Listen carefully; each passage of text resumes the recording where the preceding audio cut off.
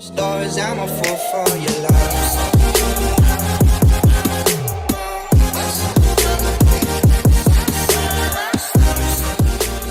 Today, we're going to end that hiatus ambitiously with a video about security and privacy in Google's Chrome browser. There's a lot going on in the Chrome settings page, which you can find by clicking on the 3 parallel horizontal lines in the very top right of the Chrome browser. But we like to keep these videos under 5 minutes, so we're going to try to focus on only the important stuff, almost all of which is hidden behind the little blue letters that read Show Advanced Settings. We'll start with the privacy settings. As is sort of noted on Chrome's privacy settings page, any services that, quote, enhance your browsing do so by using your information. Therefore, the privacy-wary among us will want to uncheck each of the boxes here that doesn't read Send a Do Not Track request with your browsing traffic. If you're security conscious as well as privacy conscious, then you'll also want to check the box that reads Enable Phishing and Malware Protection. You'll obviously want to enable Do Not Track, which uses an HTTP header to inform advertising and social networks and other would-be trackers that the user whose traffic they are receiving has requested that they not be tracked online. Next, we'll dive into the content settings.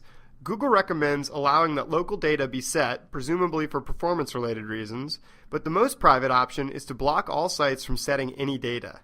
We also recommend blocking third-party cookies and site data.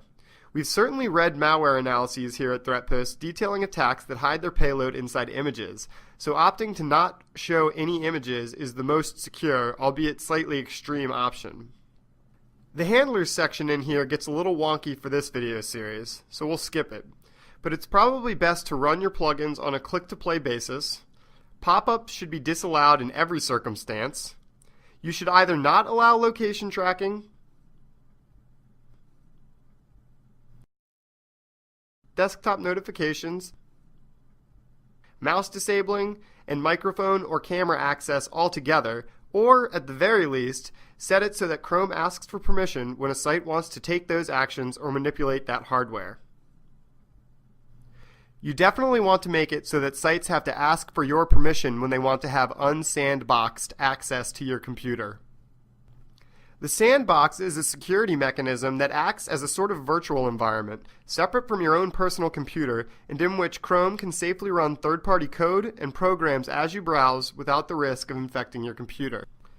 As a general rule, you want to clear your browser data as often as reasonably possible, if for no other reason than to make it so your browsing history isn't accessible to anyone who logs onto your computer at any time. Another general rule: if it's convenient, then it probably isn't secure. So, if you want to be serious, saved passwords and autofill are a no-no.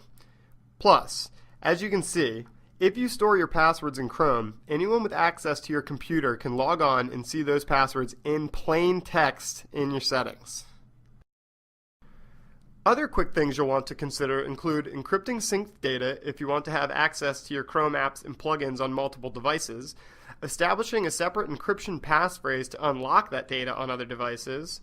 Always keep an eye out for questionable certificates and disable them on your own. Don't wait for Google if you know a certain certificate or root cert has been compromised.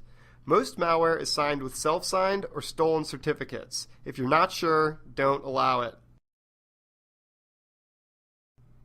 As I said earlier, there's just too much security and privacy-related stuff going on in the Chrome browser for us to cover it all in a few minutes. However, if you're interested in getting into it, Chrome's fairly manageable privacy settings page is probably a good place to start.